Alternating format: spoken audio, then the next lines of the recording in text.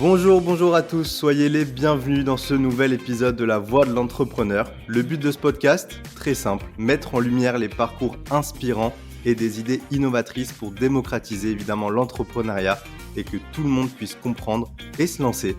Évidemment, mon acolyte de toujours, Raph, est évidemment au micro. Ça va Raph, t'as pu te libérer entre deux biberons ? Ouais, ça y est, ça y est. C'est vrai que je dors pas beaucoup en ce moment, mais ça va, tout va bien. Je suis toujours là pour la voix de l'entrepreneur. Bon, super, quel bonheur.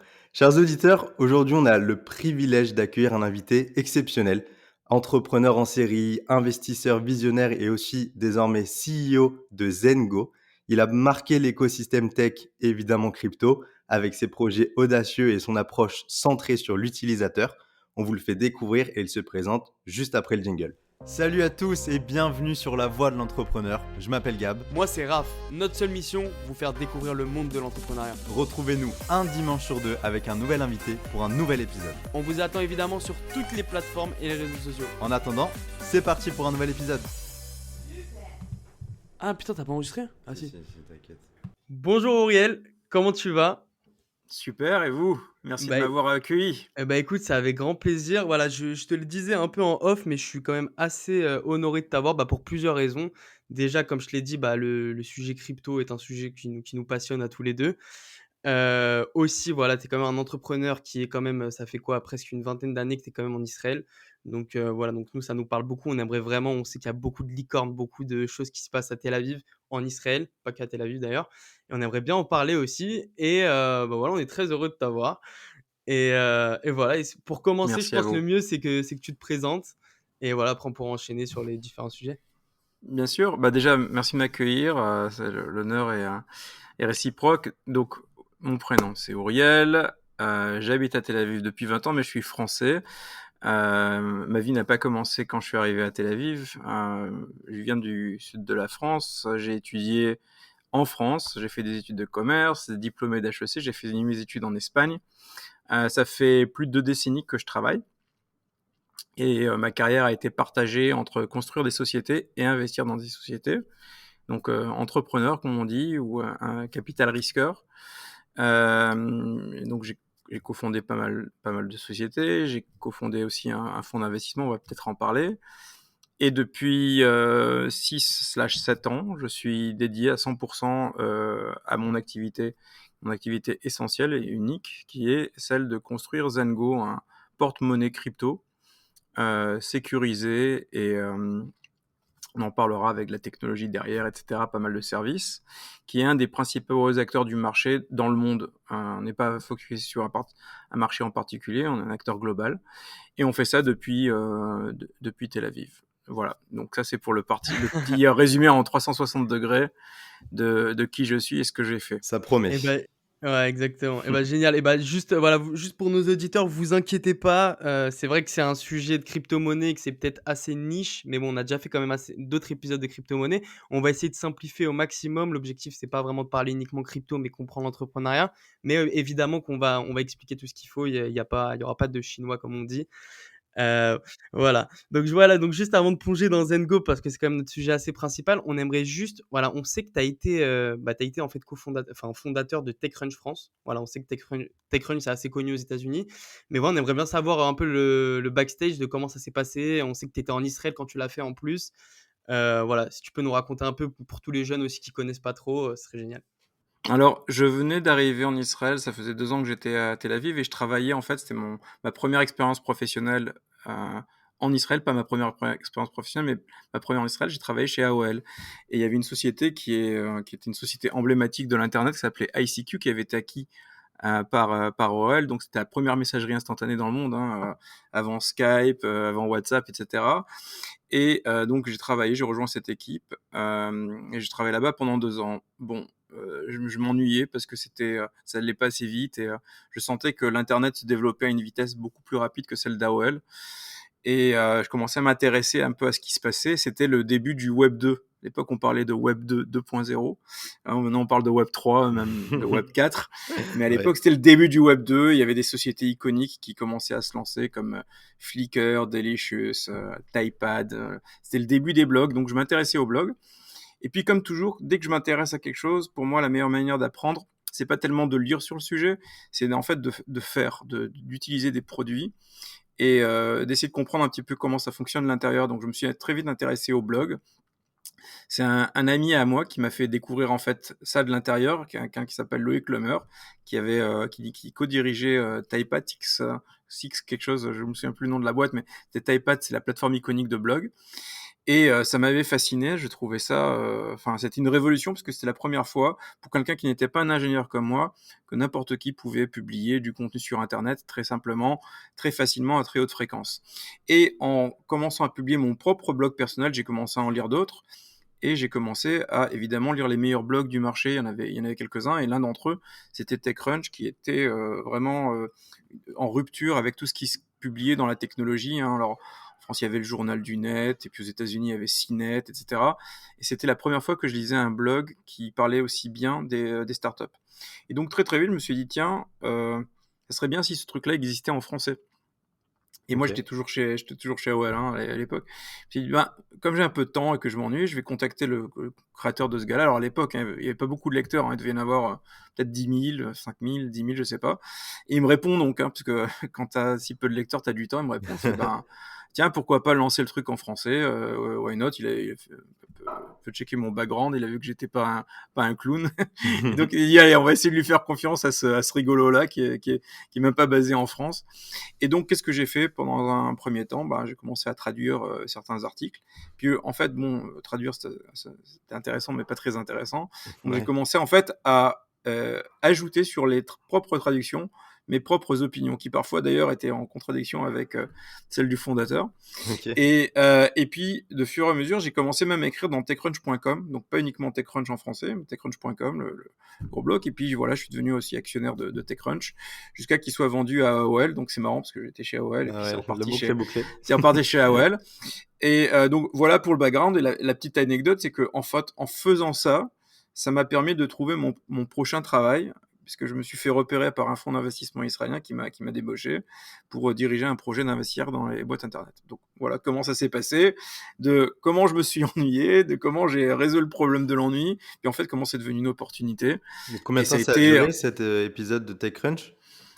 alors j'ai géré ça pendant 2 ans. Pendant 2 ans, et Ok. puis après j'avais en fait une équipe, hein, donc j'avais une équipe qui après a pris le relais. Puis juste pour la petite anecdote, euh, c'est à un moment donné, je ne sais pas si vous connaissez Station F en France, Bien Bien sûr. mais sûr, ouais. c'est dirigé par Roxane Varza. Ouais. Et Roxane Varza est l'une des personnes qui a pris mon relais, hein, d'accord. Donc Ah, c'est Roxane, Ah, marrant. d'accord. elle était comme moi en fait, un nulle part, on est inconnus. Puis en fait, elle s'est mise sur la scène avec TechCrunch France, et puis elle a eu le parcours brillant qu'on lui connaît.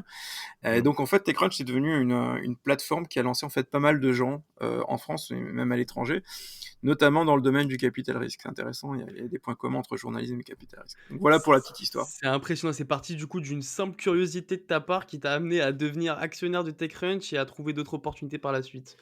Bon, Ouais. écoute, on va nous souhaiter le même succès avec la bonne d'entrepreneur. On espère. Pourquoi Tout est, bon, possi- tu tout est possible. Hein. tu Tout est t'ennuies, possible. Raph, avec la voix de l'entrepreneur? Non, je m'ennuie pas, mais bon, si on peut, en vrai, on est déjà actionnaire. Enfin, Mais actionnaire. il y a quand même un apprentissage dans cette histoire, c'est qu'on peut transformer un ennui en une opportunité. Hein. Ouais. La question, c'est voilà, c'est de le faire comme toujours, hein, avec passion, avec envie, et puis généralement, ça débouche à quelque chose. Hein. Donc, si on se force pas et si on fait quelque chose vraiment qui vous intéresse, généralement, ça amène à des bons résultats. Non, c'est génial, c'est une super opportunité. Et toi, tu t'es pas dit, une fois que ça a été racheté, que tu voulais rester dans TechCrunch pour garder encore un petit peu la main parce que ça te plaisait? Tu voulais absolument partir après? Non. Ouais, alors pour dire la vérité, c'était une super opportunité, et si je devais le refaire, je referais tout exactement pareil.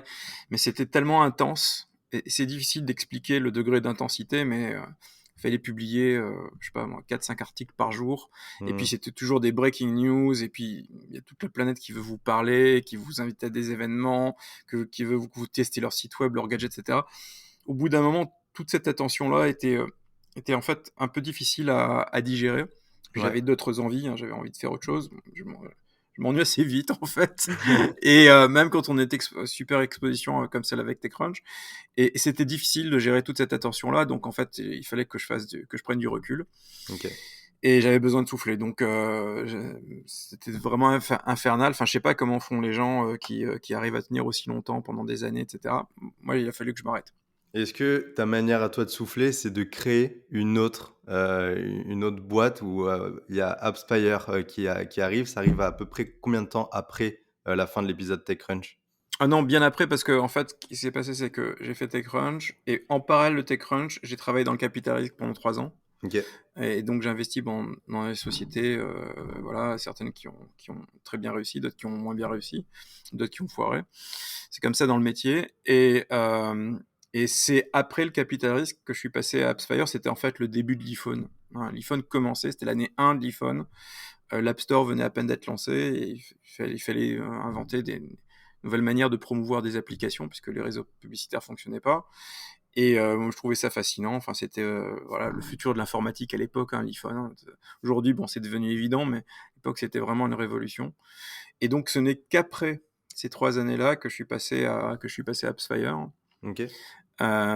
Et donc, est-ce que c'est en faisant autre chose qu'on se repose? Non, il faut d'abord, enfin, quand on a atteint quand on a une expérience aussi intense, quelle qu'elle soit, hein, que ce soit une expérience professionnelle ou même personnelle, il faut une pause. Donc en fait, enfin, ça va paraître dingue ce que je vais dire, mais en fait, en travaillant dans le capital risque, ça m'a permis de souffler. Alors que le capital risque aussi, c'est intense, Ouais, mais carrément. ça vous donne une idée du degré d'intensité. Enfin, c'était vraiment ça, Ouais, 24 heures sur TechCrunch, c'était 24, vraiment OK. jour, nuit, enfin, c'était Il y vraiment avait pas infernal. d'heure et c'était ouais, OK. Non, c'était non-stop, non-stop. Et à nouveau, je regrette pas, mais à un moment donné, il fallait que je pose. Donc voilà. OK. Cette nouvelle opportunité professionnelle m'a permis de souffler. Et puis, ça m'a permis aussi de charger les batteries vers la prochaine expérience entrepreneuriale. OK. Et du coup, tu te lances dans le capital risque en quelle année? Oh là, c'était en 2000, je crois que c'était en 2009, et je me suis pas lancé, hein, j'étais recruté, donc j'étais dans OK. un des plus gros fonds d'investissement israélien, qui avait fait un partenariat avec un très gros fonds américain qui s'appelle Lightspeed, et Ouais. ils m'ont donné une enveloppe d'argent, enfin plusieurs millions de dollars à investir dans des jeunes sociétés internet naissantes 2.0. On appelait ça le Lab Internet, Internet Lab. Voilà, donc j'ai fait une dizaine d'investissements. OK. Voilà, j'en avais d'ailleurs notamment fait un en France qui s'appelait à l'époque Wikio, qui est devenu pas eBuzzing, c'était mince, le nom était racheté, ça a changé parce qu'ils ont mergé avec une autre boîte française le nom va me revenir, et ça a été racheté par Altis. Et donc et chose d'ailleurs très marrante, cette même boîte a fusionné il y a 2 mois avec une boîte dans laquelle j'ai investi en Israël D'accord. il y a 15 ans. Voilà, donc la boucle Ouais. est bouclée, et Donc tu de suis quand même, l'histoire et le chemin de toutes ces boîtes dans lesquelles tu as investi il y a même 15-20 ans, quoi. quand on investit dans une boîte, c'est un peu comme si tu étais un peu un parent Parent, le proche, quoi. papa, ouais. Ouais, je sais pas si le papa, parce que les papas et les parents, c'est leurs entrepreneurs, hein. Donc il Mmh. faut être modeste par rapport à ça, mais tu es un parent proche. OK. Voilà, t'es un parent proche, t'accompagnes, et tu peux pas l'oublier, enfin, sauf si c'est passé vraiment quelque chose de dramatique. Ouais. Voilà, tu oublies pas ta famille, comme dirait l'autre.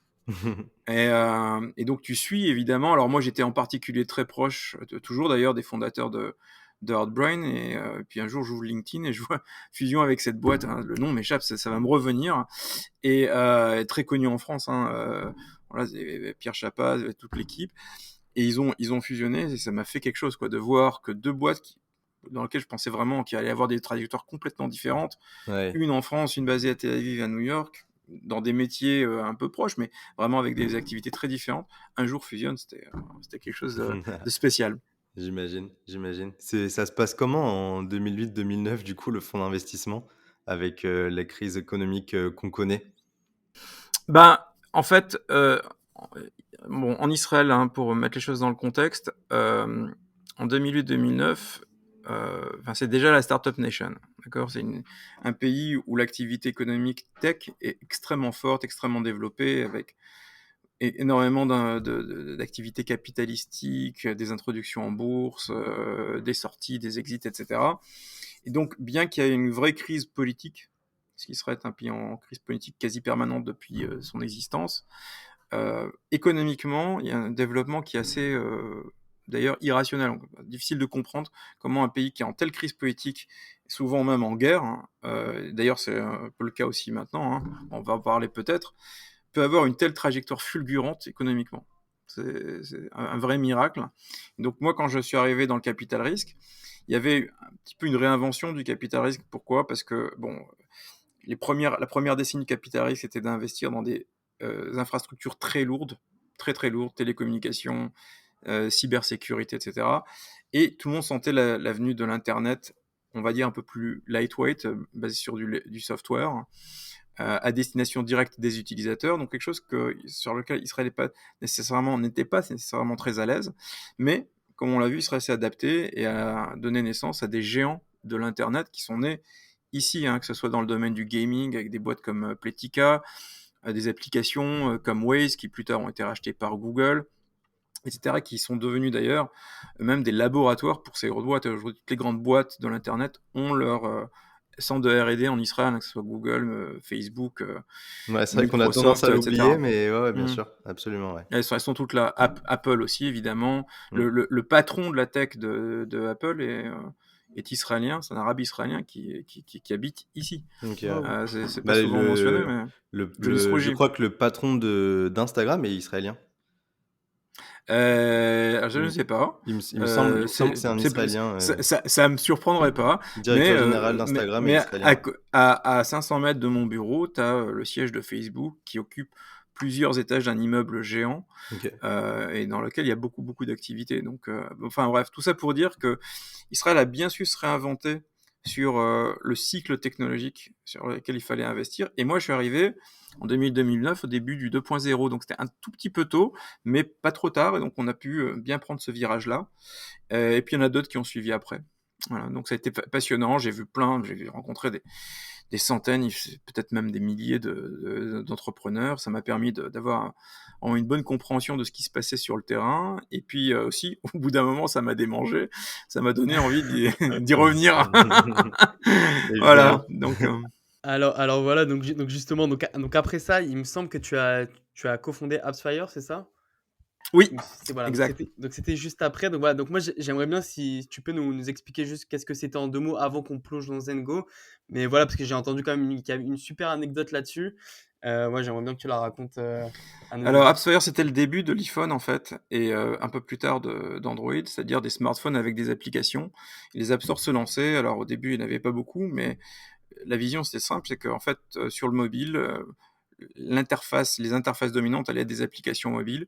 Et si c'était le cas, il fallait une plateforme qui permettait de les découvrir facilement, puisque les App Store sont des catalogues un peu idiots, dans lesquels il faut difficile de s'y retrouver. Et sauf si on sait exactement ce qu'on veut, on ne peut pas trouver facilement la bonne application parmi des milliers. Alors maintenant, c'est des millions.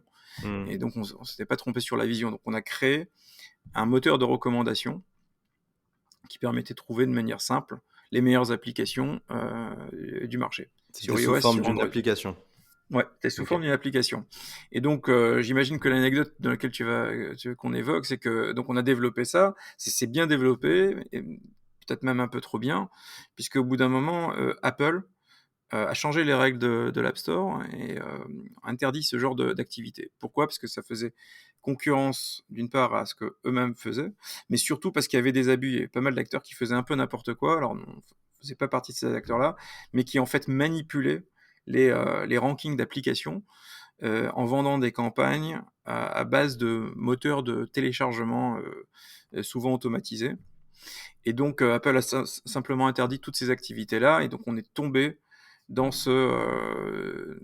dans cette phase-là, qui n'était pas évidemment une bonne nouvelle. Et donc, pour ajouter à la mauvaise nouvelle, moi, je venais de partir aux États-Unis, puisqu'on avait décidé à un moment enfin, le marché américain, c'était notre premier marché. Donc, je venais d'arriver aux États-Unis, je sortais littéralement de l'avion quelques jours, et je reçois un appel d'Apple qui dit voilà, on va vous sortir de l'App Store. Ah, waouh. C'est game over, et donc on a très vite compris qu'il n'y avait pas de plan B. Et donc là, il y avait Ouais, deux j'imagine alternatives. quand Apple vous dégage du jour au lendemain, il y a aucune Il- solution. Ouais, d'ailleurs, c'est une des raisons qui m'a poussé à aller vers la crypto, mais on en parlera après, puisque Mm. effectivement, voilà, quand tu es dans une plateforme, tu es dépendant de cette plateforme, il n'y a pas de plan B. Mm. Soit tu suis les règles, soit tu sors, et quand tu sors, il n'y a pas d'autre point d'entrée. Alors, tu peux toujours dire, bon, bah, je vais vers Android, mais le marché de l'iPhone est tellement important que quand tu élimines 80% de ton business, Ouais. tu élimines ta société. Donc là, on a eu 2 options. La première, c'était de fermer. Et donc, voilà, je refais mes valises et je retourne à la maison, Waouh. alors qu'on venait d'arriver.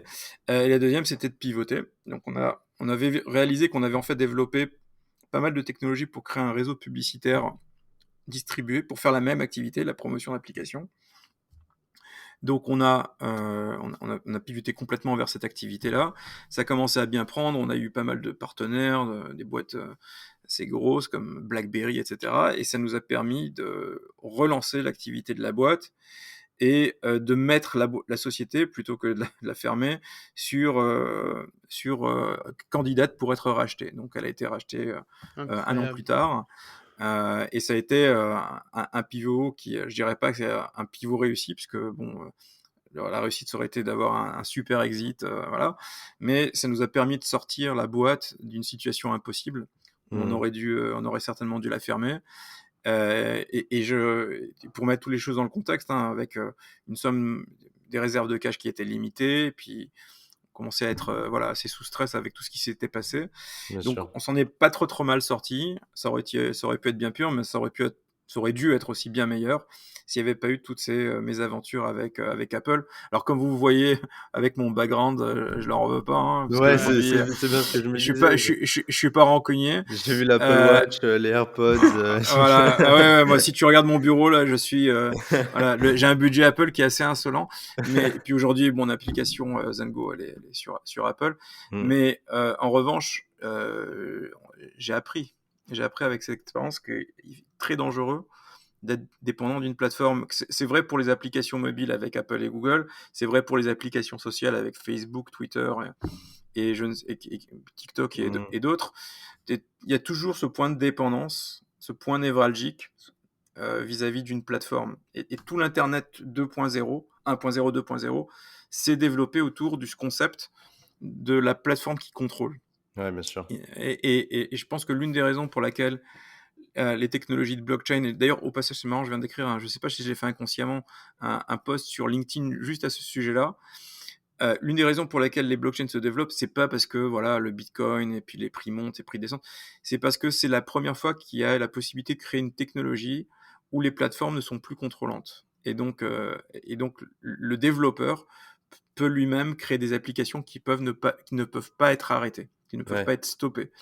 Et donc je pense que c'est quelque chose qui est vraiment du côté du développeur, je parle, hein, pas tellement de l'utilisateur, mais du développeur, c'est le côté attractif pour les technologies de la blockchain. Donc c'est Mmh. ça que moi j'ai appris, et c'est aussi ça qui, je pense, inconsciemment m'a attiré vers le Web3, la crypto. Et du coup vers Zengo. Alors Zingo, ça a été, c'est un problème dans le monde du Web3 qui m'a particulièrement intéressé, parce que je trouve que c'est le problème le plus difficile à résoudre. Et moi Qui j'aime est? bien les problèmes difficiles. Bah, c'est le problème de la sécurité des porte-monnaies. On va en parler, mais c'est un problème qui est, on pense qu'il a été résolu, mais il est très très très très loin d'être résolu. Il peut pas y avoir de crypto sans sécurité. C'est juste inconcevable que l'économie passe du système Web 2 au Web 3 sans qu'on ait de la Mmh. sécurité. Enfin, s'il existe la possibilité que tu perdes ton argent et tes actifs, où va-t-on? Ouais, Donc, absolument. enfin, ça sert même pas à imaginer quels sont les cas d'usage, etc. C'est vraiment la base, c'est la chose sine qua non. C'est comme si tu dis, voilà, je vais acheter une super bagnole, mais je sais pas si je vais pouvoir la conduire sans crever. Ouais. Voilà. Est-ce qu'il va y avoir des freins? Est-ce qu'il va y avoir un airbag? Est-ce qu'il va y avoir des ceintures de sécurité? Ah, je sais pas. Conduis puis on verra bien. C'est ça l'état des lieux. Et donc moi, quand j'ai commencé ce projet-là et que je regardais tout ce qui se faisait sur le marché, je me dis bon, alors désolé, j'avance déjà sur ce sujet Non, suivant, non, mais bah, on y est Non, mais mais je tu me raison. disais, mais je me disais, mais ça peut pas être ça l'avenir de l'économie digitale. On dit à tout le monde, venez sur la blockchain, vous allez voir, c'est super. Mais attention, quand vous allez conduire, vous allez peut-être rencontrer un mur, et puis si vous crachez, c'est de votre faute. Ouais, C'est juste pas possible. ouais. Donc, Ouais. en fait, quand j'ai vu ça, je me suis dit, bon, c'est un problème qui est grave, c'est un problème qui est critique et qui est important. Donc, c'est un problème qui est intéressant de résoudre. Mais j'ai pas l'impression qu'il y ait tant de monde qui s'en soit rendu compte que c'était il y a tellement une grosse tendance et une grosse hype sur, les cryptomonnaies, que j'ai l'impression que tout le monde sautait un peu dessus sans savoir réellement, les risques. Ou alors Bah, peut-être que je me trompe? non, tu te trompes pas. Tu te trompes pas parce que toujours l'appât du gain Et le hype, hein, comme tu dis, sont des instincts qui sont plus forts que Mmh, l'instinct de survie. absolument, C'est absolument. en tout cas l'instinct de survie digital.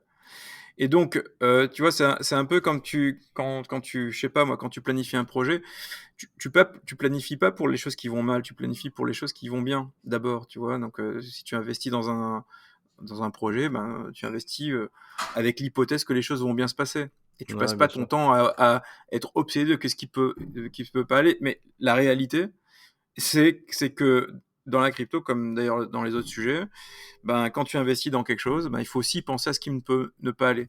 Ouais. Et instinctivement, ben, tu vas d'abord prioriser ce qui peut aller à ce qui ne peut pas aller. Et donc, Surtout dans un malheur... monde en plus où il y a énormément où ça va très vite avec les réseaux sociaux et où il suffit d'ouvrir une vidéo TikTok ou Instagram pour tomber sur un gars qui nous dit: «Bah, investissez sur tel site, dans un mois, vous avez des rendements de 250.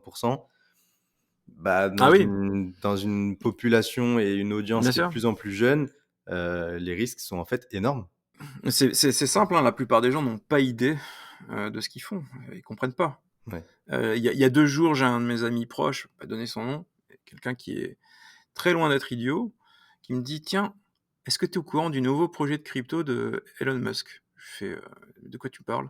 Bon, «Bah écoute». déjà quand il y a Elon Musk dans le projet, faut se méfier. Oui, mais ceci dit, voilà, il parle des fois de Dogecoin, il parle des fois de Oui, trucs, c'est enfin, tu ça. dis: «Bon, why not?»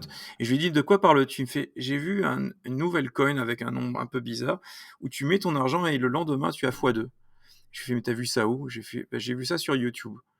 Et c'était en live. J'ai fait: «Écoute, arrête-toi tout de suite, c'est un scam, c'est un deepfake». Quelqu'un qui a pris une vidéo d'Elon Musk, qui a remplacé sa voix aujourd'hui, c'est tout à fait faisable. Bien Mmh. sûr. Et je suis sûr que le lien qui était sur ce truc-là, c'était un lien de scam. Et donc aujourd'hui, c'est tellement facile de tomber dans les pièges. Même quand tu es alerté, même quand tu es intelligent, même quand tu es informé, Bien sûr. c'est très très très facile les technologies de tromperie, pour faire tomber les gens dans des scams, dans des phishing, dans des arnaques. Le coût est devenu très très bas. Très très bas. Ouais. Ouais. Donc on peut facilement tomber et donc ça touche tout le monde. Ça me fait penser à plein d'autres questions, plein de sujets que j'aurais vraiment, vraiment voulu, en parler, mais on est quand même assez court sur le temps. Donc on va quand même la foncer directement sur Zengo. Donc toi, tu as fait un certain constat après un certain moment où tu étais du coup dans cet univers du web 3. Je sais que tu es pas le seul fondateur, je sais que j'ai vu que tu avais d'autres cofondateurs. Oui. Hem Donc, est-ce que tu peux nous dire un peu la genèse, comment ça s'est passé? C'est toi qui as eu l'idée? Est-ce qu'il y a d'autres gens qui avaient eu l'idée? Vous vous Oui. êtes rencontrés comme ça? Comment est-ce que vous avez créé une team de fondateurs et vous avez lancé Zengo vraiment, au tout début? Alors, c'est en fait c'était moi le point de départ. Bon, j'avais déjà décidé que la blockchain, c'était fascinant, passionnant.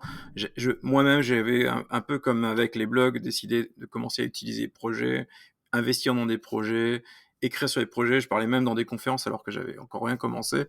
Et j'avais décidé que ma carrière allait être dans la blockchain. Et au bout d'un moment, bon, bah, il fallait que je décide quelle était l'idée. Et en évaluant plusieurs problèmes, j'étais fasciné par celui de la sécurité des porte-monnaies. Et, et après avoir testé plusieurs produits, je me suis fait une conviction que le moment iPod des porte-monnaies n'était pas arrivé. Même s'il y avait déjà des géants et des boîtes très établies, je me suis dit non, c'est pas trop tard. Tout le monde disait c'est trop tard. Bah, je parle de ça, c'est 2018. Hein. Ah Donc, waouh, OK. donc voilà, aujourd'hui j'ai l'air d'un génie en disant que j'ai commencé en 2018. À l'époque, c'était pas le cas. Tout le monde me disait mais c'est trop tard, laisse tomber. Il y a déjà Coinbase, il y a déjà Ledger, il y a déjà tout le monde, etc. Oublie.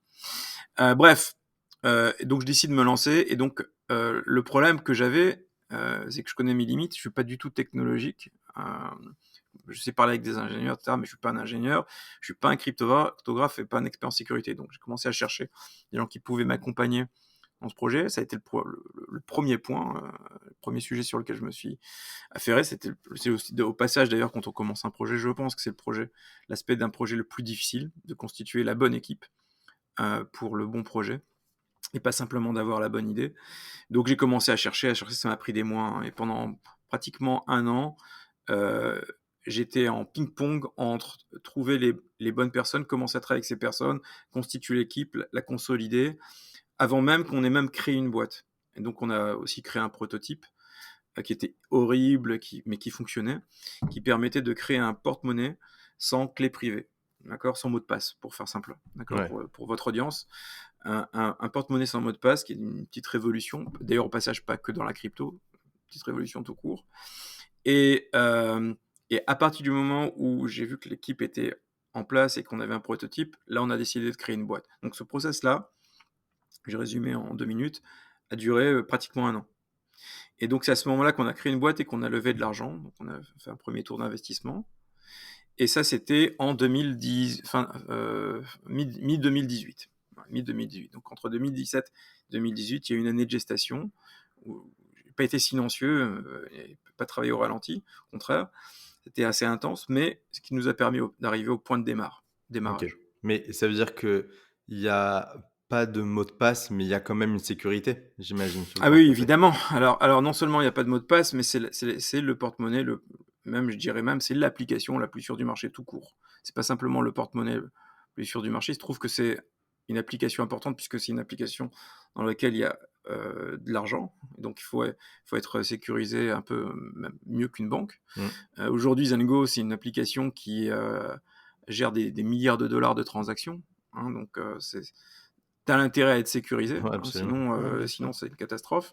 Mais l'innovation, c'était de créer en fait pas tellement un wallet sans mot de passe, mais c'était un wallet que tu ne peux pas perdre, et qu'on ne peut pas te voler. OK. C'est comme ça, c'est facile à dire.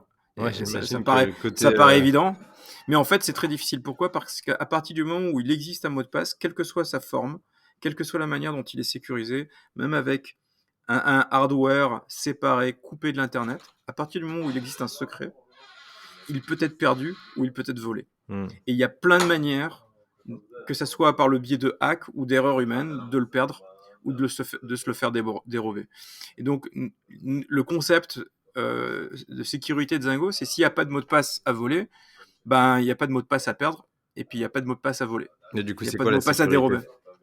Alors la sécurité, le principe sécuritaire qu'on a utilisé, on l'a pas inventé, mais on l'a rendu utilisable, c'est ce qu'on appelle le MPC, le Multi-Party Computation. C'est-à-dire au lieu de créer un système à base d'un seul secret, d'un secret unique qui compromet tout le système quand il est dérobé, c'est de créer un système à base de plusieurs secrets qui ne sont jamais au même endroit. Et du coup, s'il y a un vol de l'un de ces secrets, il ne compromet pas l'entièreté du système. D'accord. Donc, dans le cas de Zingo, tu as un secret qui est dans le téléphone, tu as un secret qui est chez Zingo. Aucun des deux secrets n'est suffisant en lui-même. Si on se fait hacker, il se passe rien. Il se passe rien. Si le téléphone se fait hacker, il se passe rien. Il faut avoir le contrôle des deux. Et par des opérations mathématiques et des opérations de ce qu'on appelle du zero knowledge en cryptographie, ces deux secrets indépendants qui ont été générés de manière indépendante, qui ne se rencontrent jamais, sont capables de faire ensemble le travail d'un wallet traditionnel, c'est-à-dire de signer des transactions et donc de faire des opérations sur une blockchain. Donc ça, c'est à très haut niveau. Le concept de sécurité, c'est beaucoup plus complexe que ça. Et Ouais, bien sûr. derrière Zengo, il y a 6 brevets, enfin, pas entrer Ouais. dans les détails. Et puis après, il y a plusieurs innovations qu'on a construites au-dessus de ça. C'est-à-dire comment on s'authentifie sans un mot de passe à une application. Donc on a littéralement inventé comment aujourd'hui maintenant il y a les fameuses passkeys qu'on voit dans les iPhones, dans Google, mais en fait on a inventé le prédécesseur de ça, où sans mot de passe tu peux t'authentifier à une application sans exposer un mot de passe. Donc s'authentifier en passwordless qu'on appelle. Et puis on a développé autour de Zengo des protections qui te permettent de couvrir tout type de risque du moment où ton porte-monnaie est créé jusqu'au moment où tu meurs. D'accord? Donc tu peux être protégé contre les attaques physiques. Si quelqu'un te menace avec un pistolet, tu peux être protégé en cas de décès avec un plan d'héritage que tu peux créer très facilement depuis l'application. Tu peux être créé si quelqu'un te dérobe ton téléphone physique et connaît ton PIN code, peut faire des transactions pour toi. Aujourd'hui, c'est tout à Ouais. fait possible de faire ça avec un PayPal ou même avec une banque. Mais avec Zengo, tu peux pas. Et donc, on a développé tous ces services de protection qui, en fait, en font l'application la plus sécurisée pour gérer tes crypto-monnaies, de très très loin. OK. D'accord? Donc ça va Et donc c'est comme ça qu'on a... voilà, excuse-moi, juste avant que je rebondisse juste ça, je veux juste donner un tout petit peu plus de contexte pour ceux qui sont un peu moins à l'aise avec les crypto-monnaies. Juste donc voilà, donc avant, Zengo, je sais pas si vous êtes les seuls à le faire, mais voilà, pour sécuriser ces crypto-monnaies, vous comprenez que c'est un besoin, on est obligé de les sécuriser. Donc tous les wallets, tous les portefeuilles digitales qui existaient aujourd'hui quand on les arrivait pour le setup, pour le configurer, on avait besoin de mettre une chaîne, par exemple, de 24 mots ou je sais plus, 24 caractères, ce qui était du coup très, très sensible parce que si on oubliait, c'est très possible, je suis le premier à réinitialiser mes mots de passe, à chaque fois, à dire, mon password, je l'ai oublié, on perdait vraiment, nos fonds, donc c'était un vrai, vrai problème et voilà, là, du côté utilisateur, je peux même en témoigner. Moi, je suis aujourd'hui, user. Côté utilisateur, c'est on l'ouvre avec un Face ID, donc c'est vraiment une révolution, en tout cas dans ce domaine. Voilà, c'était juste pour donner un tout petit peu plus de contexte. Moi, juste la question que je me pose, ça veut dire que vous, aujourd'hui, Zengo, demain, il se passe un problème, je sais pas, vous mettez les clés sur la porte, il se passe quoi au final? Parce que tu nous as expliqué que vous avez, par exemple, une certaine clé que vous possédez, une certaine clé que nous, on possède. Il se passe quoi concrètement à ce moment-là? Alors, il se passe rien. Enfin, c'est la version courte. Ouais, La version OK. longue, c'est qu'en fait, dès le premier jour, on a créé un système qui prend le relais de Zengo si on disparaît. Et ce relais est indépendant de Zengo. D'accord? Donc, Ah bon, très bien. juste pour comme ça le décrire très rapidement, Ouais. il y a des sociétés indépendantes qui sont pas liées à Zengo, qui sont pas dans le capital de Zengo, enfin, pas de relation avec elles, qui ont des capacités technologiques qui, si Zengo arrête d'exister, que ça soit arrête d'exister technologiquement ou légalement, peuvent prendre le relais en déclenchant un code sur GitHub qui permet à l'utilisateur de bouger ses fonds de Zengo sans Zengo. OK. D'accord, donc c'est quelque chose qui est vraiment programmé dès le premier jour. Ouais. On appelle ça le guaranteed access, l'accès garanti, pour que l'utilisateur ne soit pas bloqué si Zengo était amené à disparaître de manière. Alors attention, hein, il faut qu'on parle des cas extrêmes. Hein. Pour disparaître, Oui, bien sûr, premièrement, tu disparais pas Bien du jour au sûr, lendemain. Généralement, je voilà, sais. il y a un minimum de temps. Tu donnes une ouais, annonce, etc. Mais tout peut arriver. Donc on a prévu le worst case, hein, comme on OK, dit. bien sûr. Et voilà, donc ça aussi, ça a été considéré dès le premier jour. Moi, je pose la question, est-ce que vous êtes les seuls propriétaires de cette technologie? Ou est-ce que vous la revendez à d'autres boîtes? Ou est-ce que le but, c'est que vous la gardiez pour vous? Comment est-ce que vous voyez un petit peu le moyen et long terme sur cette technologie-là, que vous avez Alors nous, inventée? on n'a pas inventé le MPC. Le MPC existait déjà depuis 30 ans en fait. Hein. Il y a eu des papiers de recherche, des cryptographes, etc. C'était même utilisé dans certaines banques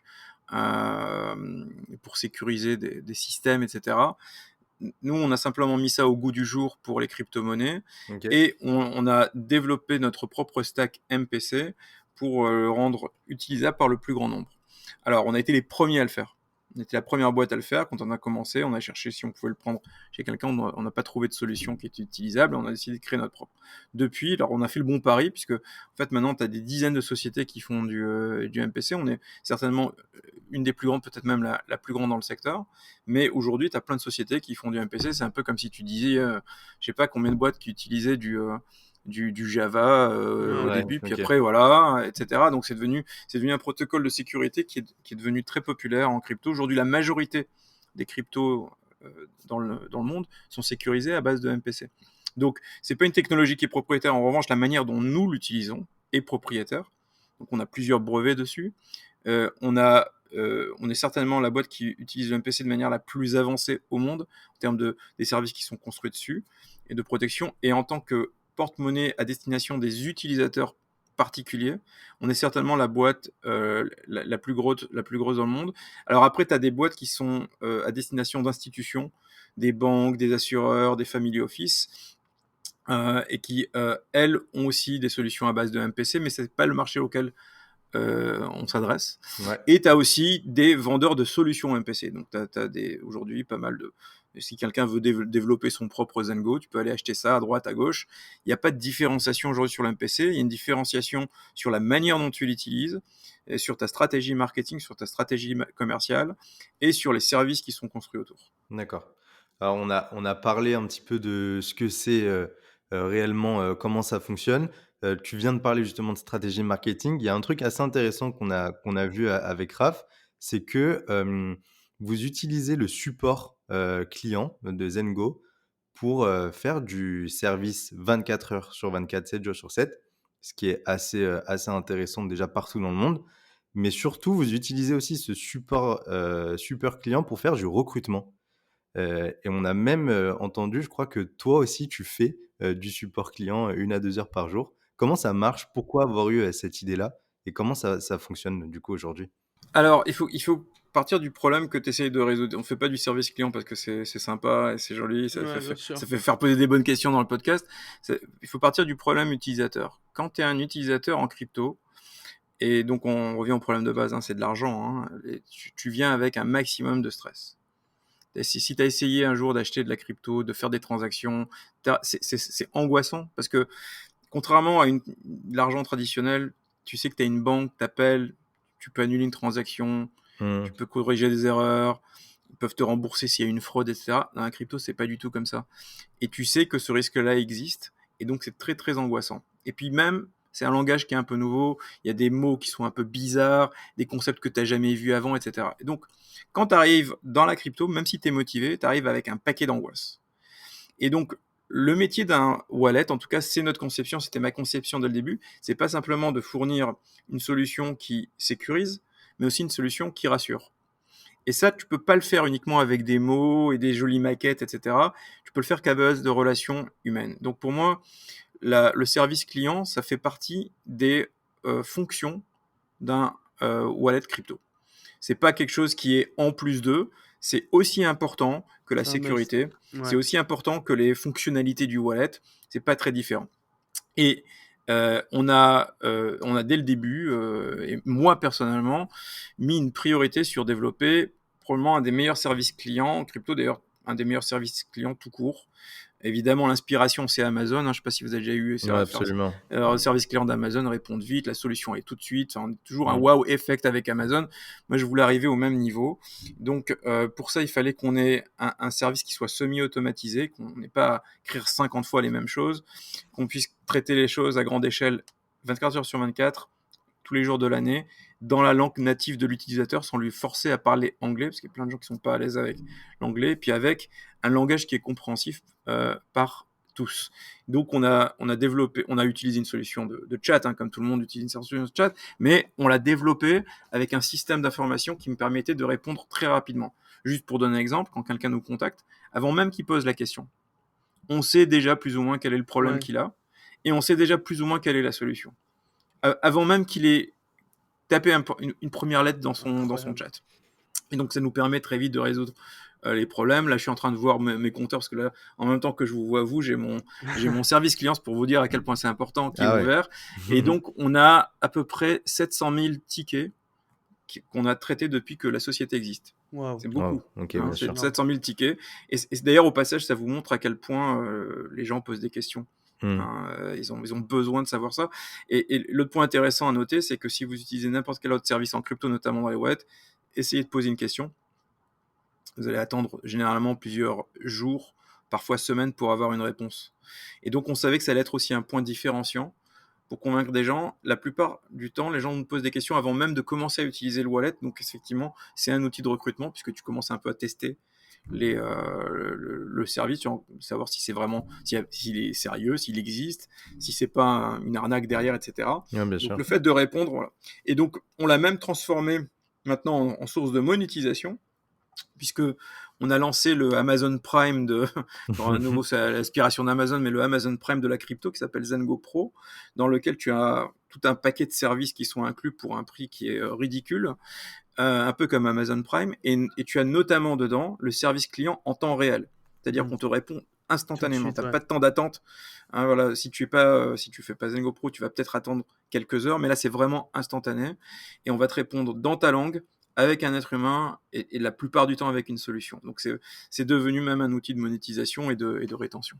Hyper, hyper intéressant. Vraiment, ça prouve à quel point vraiment en tout cas surtout dans ce domaine, parce que c'est vrai que tout le monde est soucieux quand on rentre dans ce secteur-là, mais c'est vrai qu'en fait, au final, le SAV, le service après-vente, enfin, le support tout court est hyper, hyper, hyper important. C'est critique. Voilà, très critique. Donc solution Zengo aujourd'hui, elle répond à 100 à ce besoin. Ça veut dire parce qu'on a tendance à comprendre quand les gens ils rentrent dans cet univers-là, ils vont acheter leur premier crypto sur un exchange, sur Binance, sur tous les autres, et après à une certaine étape, ils vont faire c'est un peu un vrai livre, une vraie bible. Je vais acheter mon ledger, je vais sécuriser mes trucs, c'est un peu ce que tout le monde fait. Mais là, Zengo aujourd'hui remplace complètement, les Oui, hardware wallets au final. mais pas que, même en partie les exchanges, puisqu'aujourd'hui tu peux acheter directement sur Zengo. Bientôt, alors je peux pas dire exactement quand, mais ce sera cette année, tu pourras même l'acheter dans des conditions qui sont plus compétitives que celles d'un exchange. Et tu peux aussi faire les échanges de monnaie à monnaie directement dans Zengo, d'accord, avec des tarifs qui sont cités à clients Zengo Pro extrêmement compétitifs. Et puis avec l'avantage qu'en plus des exchanges, tu peux utiliser Zengo avec toutes les applications qui sont construites sur la blockchain, ce que tu ne peux pas faire avec un Mmh. exchange. Donc tu es directement connecté, tu vois. Les exchanges, c'est un peu la version d'AOL par rapport à l'internet. C'est ce qu'ils te disent que tu peux utiliser. AOL météo, AOL email, etc. Enfin, c'est la même chose avec les exchanges. Ouais. Alors qu'avec un wallet, tu peux utiliser toutes les applications qui sont développées directement en te connectant avec ton wallet sur ces applications-là. Donc tu as beaucoup plus de possibilités.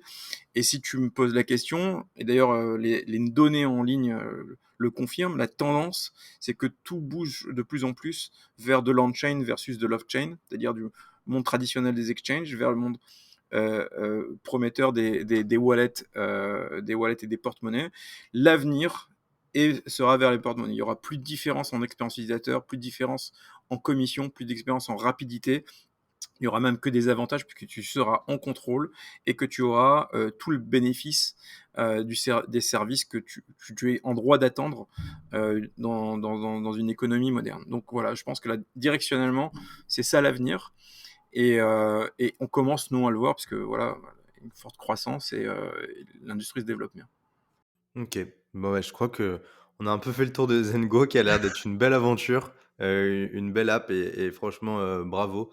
Bravo à vous. Donc c'est dispo sur Apple Store et sur Apple Store, Android? Google Play, et puis OK. même sur le web, on a lancé une version web. Maintenant, tu peux l'utiliser directement sur ton ordinateur avec web.zengo.com. Voilà. Génial. Zengo, c'est la solution crypto aujourd'hui, je crois que vous êtes dans le top 10, je crois des acteurs, Ouais. mondiaux ou donc ouais, donc Ouais, c'est ouais, mais ça dépend comment tu saucissonnes le marché, parfois même top 5. Mais OK. si tu mets les exchanges, ça sera dans les top 10 et dans les wallets, on sera probablement dans les Bravo. top 5-6. Ouais. Bravo en tout cas, bravo, bravo, Merci.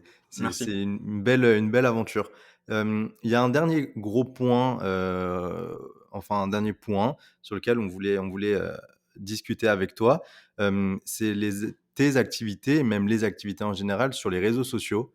Alors on sait que tu utilises beaucoup, X notamment pour défendre des causes qui te tiennent à cœur, notamment, la guerre en Israël.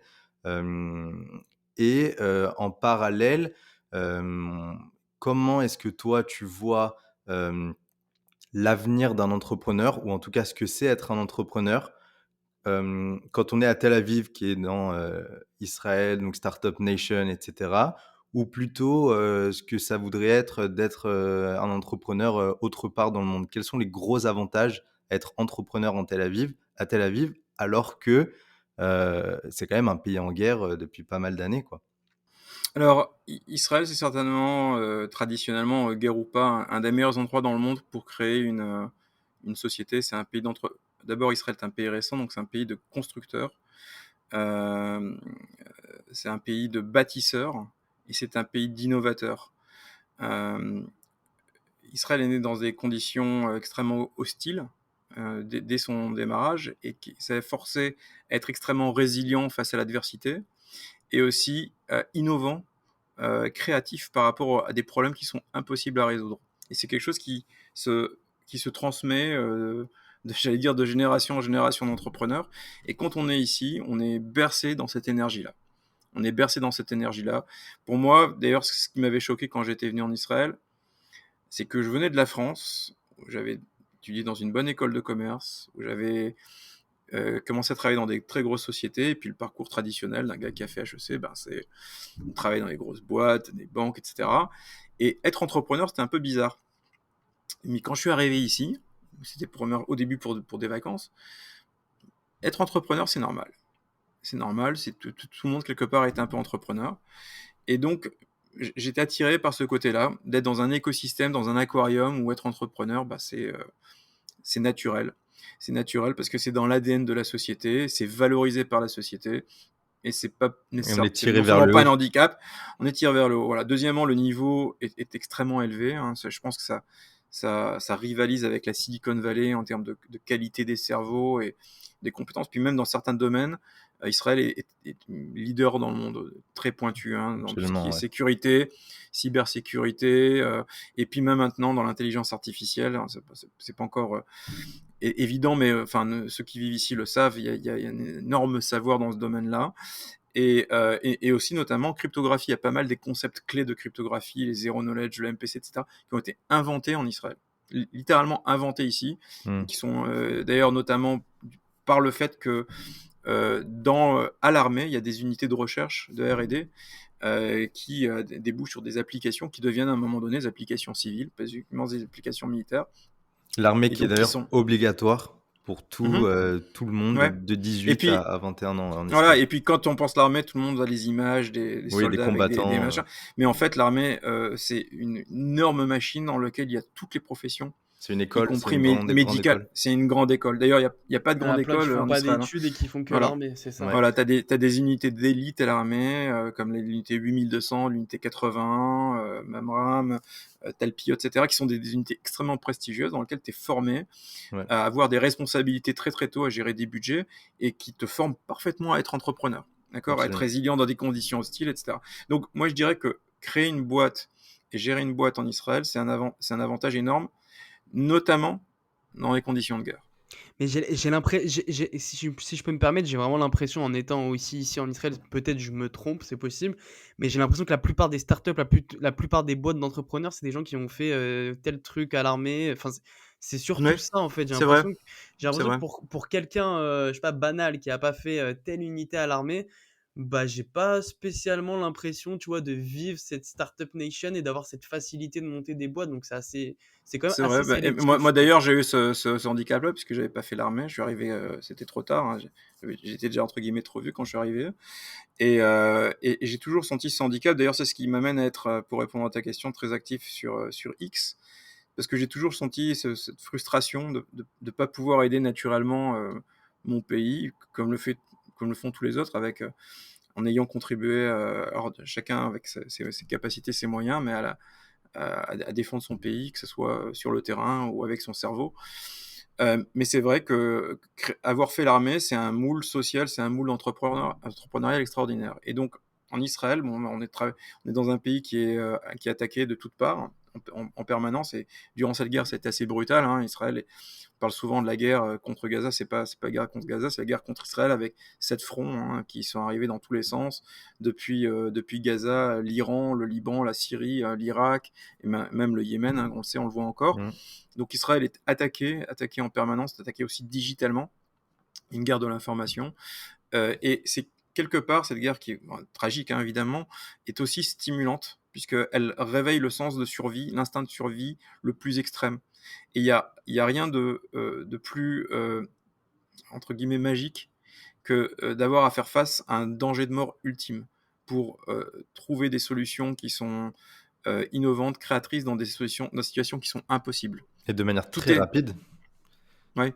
Mais Ben ouais, oui, c'est parce ça, qu'il n'y a pas, les il y gens, a pas de plan B. bien Il n'y a pas de sûr. plan B. les gens qui habitent ici ils peuvent pas comprendre. Bah, juste pour Non, l'anecdote, ce qu'on a vécu avec l'attaque de l'Iran, on reçoit les notifications en live on peut là pas direct, comprendre.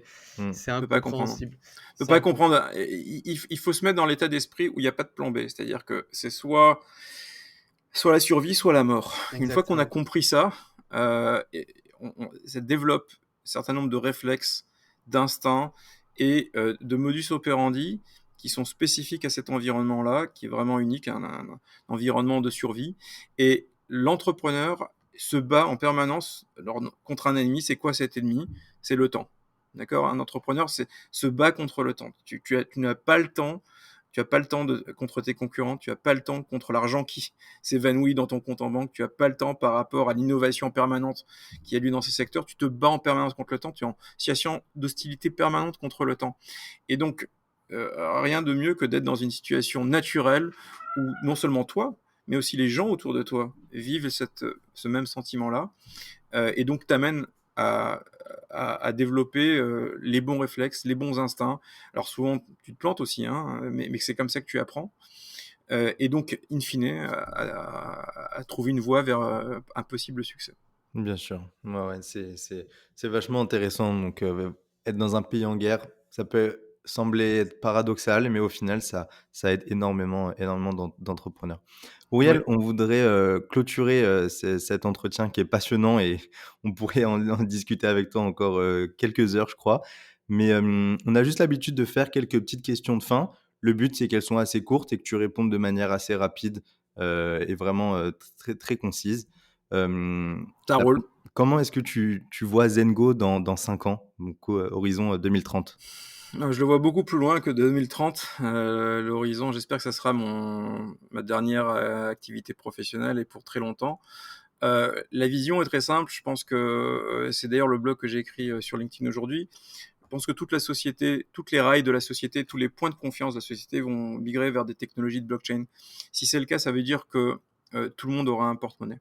Tu auras un porte-monnaie non pas simplement pour des besoins financiers, mais pour gérer tous les actifs, toutes les relations qu'on a avec une société, que ce soit pour gérer ses diplômes, ses documents officiels, ses pièces d'identité, envoyer de l'argent, etc., etc. Et Mmh. donc, ça veut dire que ça va devenir une des applications les plus importantes que les gens auront sur leur téléphone. Donc la vision, c'est que Zengo soit sur tous les téléphones et que ça soit un des acteurs. Je pense qu'il n'y aura pas un seul acteur, un peu comme dans le domaine des banques, hein, évidemment. Il n'y aura pas un seul acteur qui dominera tout, mais qu'on sera un des principaux acteurs du marché global, un acteur de confiance en qui les gens ont confiance, qui sera un instinct naturel quand on posera la question qu'est-ce qu'il faut utiliser pour faire de la blockchain, on dira il faut Zengo. Voilà. On donnera peut-être 2-3 autres noms, mais on sera là. On te Voilà. le Donc c'est souhaite ça en la tout cas. vision. Ouais, On te Merci. le souhaite. ça a l'air d'être vraiment la suite logique en tout cas à la voilà, au projet. Tu dirais quoi à quelqu'un qui aimerait se lancer mais qui n'a pas d'idée? C'est pas nécessairement nécessaire non plus d'être un entrepreneur. Hein, c'est pas, Ouais, il n'y a pas d'obligation dans cette vie, ni dans d'autres, d'être un entrepreneur pour être heureux. En revanche, si l'entrepreneuriat est fait pour vous, il faut trouver votre voie et il faut se forcer un petit peu la main parce que c'est un chemin qui est très difficile. Donc, je dirais, il faut essayer, mais il faut pas non plus essayer à tout prix. Il faut essayer si ça vous correspond en termes de personnalité. Être entrepreneur, c'est quelque chose qui est extrêmement difficile, extrêmement pénible, c'est beaucoup de torture, faut être résilient à la douleur, j'allais presque dire il faut aimer la douleur, et c'est pas le chemin le plus facile, il y a plein d'autres manières d'être heureux dans la vie, mais si ça vous correspond, si vous avez cette passion, et pour moi, le test, c'est de trouver l'idée qui vous correspond, et pour trouver l'idée qui vous correspond, il faut être extrêmement curieux, et il faut passer, j'allais presque dire, à l'action avant de trouver les bons ingrédients. Souvent, on se dit non, il faut d'abord que j'ai l'équipe, puis il faut que j'ai l'argent, puis il faut que j'ai les bureaux, puis il faut que j'ai. Non. c'est S'il y a secondaire. une idée qui vous obsède, il y a Un toujours un moyen de ordinateur, commencer. ouais. Il y a toujours surtout maintenant en 2025 avec les ordinateurs et l'IA et les ChatGPT, etc. Il y a toujours un moyen de commencer très simplement avec une version qui sera certainement pas la Rolls-Royce de votre idée, mais qui va permettre de tester si cette idée, elle est pour vous. Et comment on sait si une idée, elle est pour vous? Si vous y travaillez pendant suffisamment de temps, si ça vous ennuie pas, au contraire, ça vous motive, ça vous booste pour passer à l'étape suivante, ça veut dire que c'est la bonne idée. Donc, il faut se pousser, il faut pas attendre que les ingrédients parfaits soient là pour monter le Lego, il faut se lancer, mais il faut se lancer de manière prudente. Prudente, ça veut dire que il faut être conscient de ce qu'il faut pour avoir du succès. Il faut une bonne idée, évidemment, il faut la résilience, il faut une bonne équipe. C'est vraiment les trois éléments, et généralement, le reste vient après. Après, on trouve son chemin, on trouve les bons investisseurs, on trouve la voie pour trouver ses utilisateurs, etc. Alors, tu viens d'en citer une de compétences. J'allais te demander, c'était la prochaine question, la résilience. C'est quoi les compétences que tu considérais comme essentielles pour justement réussir en tant qu'entrepreneur? Il faut de la passion, il faut savoir vivre dans un monde où l'écrasante majorité des gens sera contre vous, vous diront non, essaieront de vous démotiver, mais quelque part, c'est là que la résilience intervient. Et il faut savoir, en tout cas au début, faire beaucoup de choses seul, y compris dans des territoires qui ne sont pas naturels pour vous. Par exemple, moi je ne suis pas ingénieur, mais j'ai su monter une maquette très moche du produit que je voulais créer, suffisamment pour aller convaincre les premiers ingénieurs. Bien sûr, Et ouais. donc, et si j'avais attendu qu'un ingénieur qui vienne pour m'aider à faire ça, le truc qui serait jamais commencé, quoi. Ouais, Donc, donc il faut être prêt à des sacrifices et à sortir de son zone de confort naturel dès le début. Voilà, donc je pense que c'est les 3 ingrédients qui sont importants et résilience, ça vient avec persévérance. ouais. Faut jamais lâcher le morceau. Moi, c'est en anglais, moi je dis tout le temps, c'est d'ailleurs une des signatures de la société, c'est never let go. D'accord? Tant que c'est pas fini, c'est pas terminé. Voilà, Mmh. on lâche pas l'affaire. Si quelqu'un nous dit non, ça veut pas dire non. On revient plus tard avec un meilleur projet, avec un meilleur pitch, avec une meilleure idée et on finit par convaincre. Si un investisseur vous dit non, ça ne veut pas dire qu'il dit non, il dit non maintenant, ça veut pas dire qu'il dit non pour toujours. Bien sûr. Donc il faut jamais lâcher. Et en revanche, vous aurez en face de vous beaucoup de gens qui vous diront qu'il faut lâcher. OK. D'accord? Et Ouais, c'est là qu'il faut pas abandonner. Voilà. trop bien. Si tu pouvais poser une question à un entrepreneur de ton choix, n'importe lequel, ce serait qui et qu'est-ce que tu lui poserais comme question? Si tu avais vraiment, carte Un blanche. entrepreneur connu, tu veux dire? Pas forcément. Pas forcément quelque chose, p enfin quelqu'un de peut-être pas forcément accessible pour toi en tout cas, sinon j'imagine que tu lui aurais posé la question. Mais Tu vois, nous, on a eu, Elon Musk, Zidane, parfois. En fait, moi, quand je rencontre des gens qui ont beaucoup de succès, j'ai tendance à ne pas parler de business et j'essaie d'avoir des conversations sur des plus sujets profonde, ouais, perso. qui ont complètement rien à voir avec le business. Et ça m'est arrivé hein, de rencontrer des gens qui ont des parcours fulgurants. Mais en revanche, ce que j'essaie de faire, c'est avant de les rencontrer, de m'intéresser un petit peu à eux, Ouais. Ouais, suffisamment pour trouver un angle qui, moi, m'intéresse. Voilà. Donc, si par exemple, je dis n'importe quoi, je trouve un entrepreneur et je sais qu'il s'intéresse à la musique, je vais lui demander spécifiquement, mais pourquoi tu aimes cet artiste-là? D'accord? ouais, Qu'est-ce qui t'attriste? Et en fait, en démarrant sur quelque chose qui l'accroche, généralement, ça débouche vers des vers d'autres conversations choses, qui ouais. sont hyper intéressantes parce qu'il y a un point de passion. OK. Et en fait, de poser une question à un entrepreneur, mais parle-moi de ton business, c'est un peu comme si tu étais un journaliste et que tu posais des questions et il a ça toute la journée, le gars. Tu vois, c'est un peu ennuyant. Donc, moi, j'aime bien essayer de trouver des angles. Et donc, évidemment, cet angle change complètement de personne à personne. Hein. Pour quelqu'un, ça va être la chemise. Je me souviens, j'avais rencontré, la première fois que j'avais rencontré PKM, qui est devenu mon associé chez Isaïe, et qui était déjà super connu, super successful, etc. La première question que je lui pose, dis donc, t'as toujours des super chemises, tu les achètes où? Et je suis sûr que c'est pas une question qu'on lui pose tout le temps. Ah ouais, Ouais, Il j'imagine. s'attendait à, dis-moi, mais comment t'as créé Price Minister, etc. Voilà. ouais. Moi, j'ai dit, mais il faut absolument que tu me racontes l'histoire de tes chemises. Et c'est comme ça qu'on a commencé à discuter. C'est génial. Et en fait, c'est devenu hyper intéressant. Après, on a discuté de plein d'autres Ouais, trucs, absolument. etc. Voilà. Ah ouais, c'est Business des génial. chemises. Voilà.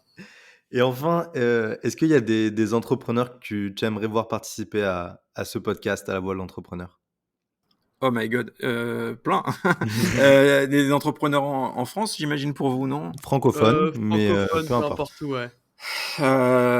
Francophone, ouais, bah, il y en a plein, enfin, je sais pas par où commencer. Ouais, enfin, Le premier c'est qui te vient en tête. heu, bah, évidemment Xavier Niel, quoi, hein, Xavier Niel. déjà, Bah, Ouais. écoute, hein, c'est le on a essayé, on l'a toujours pas, mais il paraît qu'il c'est le répond aux meilleur. mails par contre.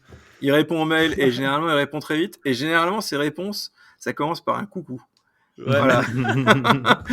Donc, il répond super vite. OK. Voilà. Donc, mais évidemment, c'est un des entrepreneurs On les plus aimerait bien, fulgurants. on aimerait bien, bien sûr. Merci infiniment Auriel, pour cet échange, voilà, tellement riche et inspirant. Comme je l'ai dit, on aurait pu discuter avec toi encore pas mal de temps. Heu, Merci à vous. ton parcours et ta vision, je crois, sont une véritable source d'inspiration. Puis tous les conseils que tu as donnés, pour tous ceux qui souhaitent entreprendre, voilà, que ce soit dans la tech ou ailleurs, on l'a vu.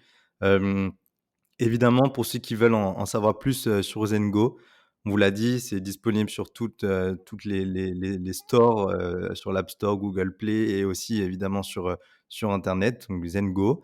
Et puis sur les réseaux sociaux, j'imagine aussi que vous êtes aussi sur, X, LinkedIn, tout ça? Surtout sur X, c'est là qu'on est Surtout très sur X. actif. Super. Ouais. Génial et Slash bah, Zingo. Zengo, impeccable. Pour notre part, LVDLE, c'est reparti pour une année, pleine d'histoires, inspirantes, d'apprentissage, de découvertes sur ce fameux monde qu'est l'entrepreneuriat. Vous aurez et on aura la chance, évidemment d'avoir, à notre micro beaucoup encore d'entrepreneurs qui partageront, leur succès, aujourd'hui comme Muriel, mais aussi les moments, un peu plus challengeants. C'est aussi intéressant d'avoir cette partie-là. Voilà, en attendant, si cet épisode vous a plu, dites-le nous en commentaire, vous savez à quel point c'est important et puis, faites-nous savoir si vous souhaitez vous lancer aussi. Peut-être qu'on peut vous mettre en relation avec des gens qui pourraient évidemment vous aider. On vous embrasse, on vous retrouve très bientôt pour un nouvel épisode de La Voix de l'entrepreneur. Salut à tous, ciao ciao.